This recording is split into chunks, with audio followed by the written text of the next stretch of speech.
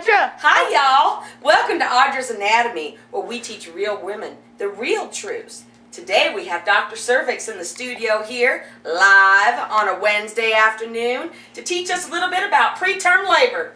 Welcome, Dr. Cervix. Hello. So, what exactly is preterm labor? Preterm labor is when the cervix of a pregnant woman starts to thicken and dilate, and she starts contractions between 20 to 37 weeks of normal 40-week pregnancy. 1 out of 10 babies is born preterm. Oh my. So, what causes a woman's body to go into preterm labor? Well, you know, Audra, the causes are yet to be clearly identified, but there are different factors that researchers believe can lead to preterm labor, such as preeclampsia, infection, drug abuse, yes, it happens, previous preterm labors, poor nutrition, and smoking. My goodness. What kind of lab values can someone expect going into preterm labor? Well, Audra, there are 2 different kinds of markers that can determine who may experience preterm labor. One of those markers is called fetal fibronectins. What was that again? Is that a fibronectin? Could you say that one more time? I didn't catch that. I said fetal fibronectins. Okay. This is a glycoprotein that is found in the plasma. The amount of protein within the body helps predict the risk of preterm pregnancy. And the other marker is called salivary estriol. And estriol is a derivative of estrogen. It begins to accumulate in the placenta at 9 weeks and continues to rise until 5 weeks before birth. A rise in the mother's blood levels have been associated with preterm labor, and this is tested by testing the mother's saliva for estriol. Levels greater than 2.1 ng per milliliter are considered positive. I see. Now, what are some signs and symptoms that a mom should look for with preterm labor? Well, some signs and symptoms include contractions occurring more frequent than every 10 minutes for more than 1 hour. Dull, intermittent back pain, pelvic pressure, a change in the usual character and amount of vaginal urinary frequency, and painful menstrual-like cramps. Oh, poor It's women. painful. Now, I just heard, I don't know if this is true. We're going to come to a lot of truths today, y'all. I heard that bed rest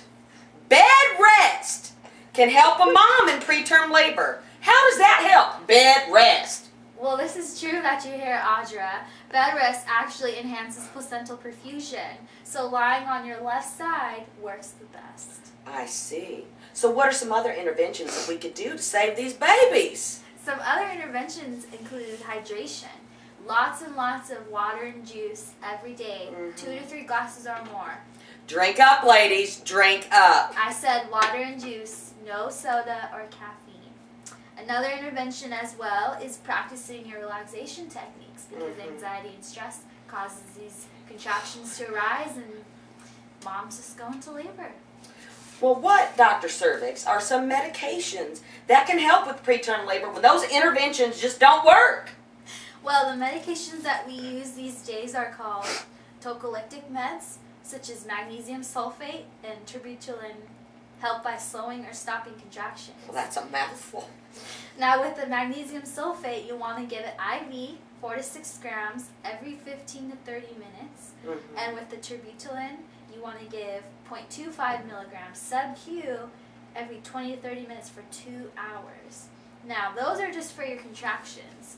You also want to be on antibiotics to treat any infections that may occur, because most contractions are caused by infections. Absolutely. And then, if the baby has to come out right then and there, there's nothing we can do. They also will give corticosteroids intramuscularly to help develop the fetus's lungs. I see. So what are some, now those are complications in themselves, this whole thing is just terrible, but what are some potential complications of preterm labor? Well, the biggest complications mostly affect the babies would be their lungs, immature lungs.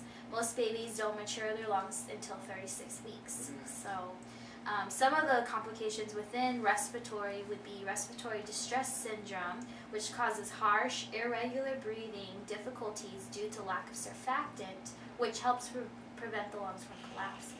I see. Another one of the complications in respiratory would be transient tachypnea, which is rapid shallow breathing. We also have bronchopulmonary dysphagia, which lungs show evidence of deterioration. When preemies have been on respirators for too long, their lungs just can't take it. I see. That is just terrible. Some other complications: infection, jaundice, intraventricular hemorrhage. Babies less than 34 weeks have an increased risk of bleeding in their brain.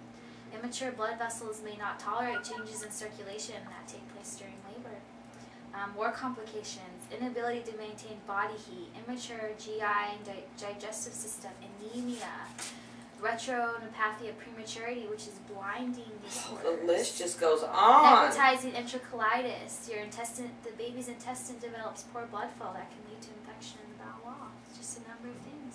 Oh my goodness. Now I'm sure we just don't have the time to cover all the things that can go wrong with preterm labor. There's just not enough time in the day. There's not, really not. But Dr. Cervix has brought along her book that she wrote, Maternal Child Nursing Care. She wrote with two of her colleagues, Dr. Loudermilk and Wong. And we're giving everyone in the audience a free copy today. Now that is nice. From Wong, Hockenberry, Wilson, Loudermilk, and Dr. Cervix. We've got some good info for you. Now, we're going to have to take a short break. But Dr. Cervix, I'd like to thank you for taking the time out of your busy schedule, busy, to join us. And when we return, y'all, we're going to take our cameras to the streets to expose the real truth about preterm labor. See ya, 2 and 2. Stop! You're going to go to preterm labor! Sweeping, mopping, and cleaning your home cannot make a pregnant woman go into preterm labor. So keep a clean house right up to your due date. No! Pregnant women should not eat balsamic vinegar! Now that's a myth. Pregnant women can eat balsamic vinegar on their salad anytime. It's not going to hurt your little olive in the garden. I can't wait to take a bath. Wait! Taking a bath can cause you to go into preterm labor. Taking a bath cannot make you go into preterm labor. As long as your bag of water remains intact, you can take a bath up until the day you deliver. It's always important to have a clean hoo-ha, ladies, because vaginal infections can put you into preterm labor. So let her take a bath. Keep it clean, ladies. Stop! Don't you know nipple stimulation can cause you to go into preterm labor? Another old wives' tale. Your husband can play with your nipples all day. It's not going to make you go into preterm labor. I've been craving Mexican food all day. You cannot have Mexican food during pregnancy. Having Mexican food while you're pregnant will not make you go into preterm labor. It will not breach your baby border. Go. No, pineapple can cause you to go into preterm labor. Pineapple cannot cause you to go into preterm labor unless you're going to put the rings directly on your cervix. You're safe to eat it. No sex during pregnancy. Why, of course you can have sex with your partner. There's no need to stop the intimacy just because you're pregnant. And there's no need, ladies, to put your man on vaginal restriction. It will not make you go into preterm labor. Well, I hope that was very valuable information and was able to dispel some of those terrible old wives' tales. It's hard enough being pregnant as it is without having to worry about all those rules. But thank you all for tuning in to Audra's Anatomy. Tune in tomorrow for tips on parenting from celebrities.